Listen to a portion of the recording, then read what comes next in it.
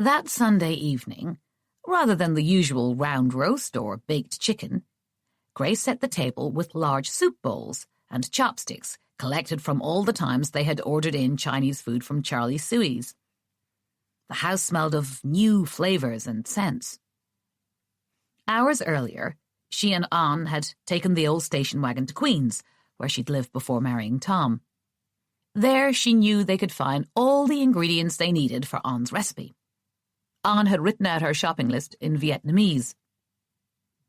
"Remind me again what we're getting for tonight," she'd asked. "Rice noodle, garlic, coriander." Anne had practiced with Sister Mary the day before to remember the English translations for the ingredients. Grace had smelled some of Anne's cooking at the Mother House, and it always made her mouth water. "It all sounds wonderful," she said. "I can't wait to taste what you make tonight." "I am happy to cook for you and your family," Anne grinned. She patted the shopping list with her hand. She felt almost giddy with the windows rolled down, the breeze rippling through both their hair.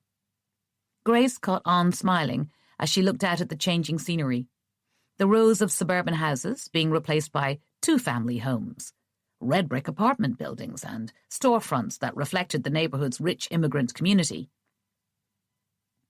Grace pointed to a pub next to an Indian restaurant that had an Irish flag in one of its windows. "I used to go there with my girlfriends," she laughed. "I'm glad Owen Malachy's is still around." A few minutes later, Grace spotted the sign for Lowe's Market. "Here we are." She slowed the car and pulled into a parking spot just in front. Anne looked at the sign. "This store we go to, it owned by Vietnamese?" "It's actually Chinese," Grace clarified. "But I called this morning and they said they have your noodles and spices too." The two women got out of the car and walked inside. In the past, it was Grace who'd always taken charge whenever they stepped through the threshold of Kepler's. But now, she walked behind Anne, who floated confidently through the store's narrow aisles, her fingers combing through the bushels of familiar produce and herbs. She smiled as she lifted a small knob of ginger root to her nose.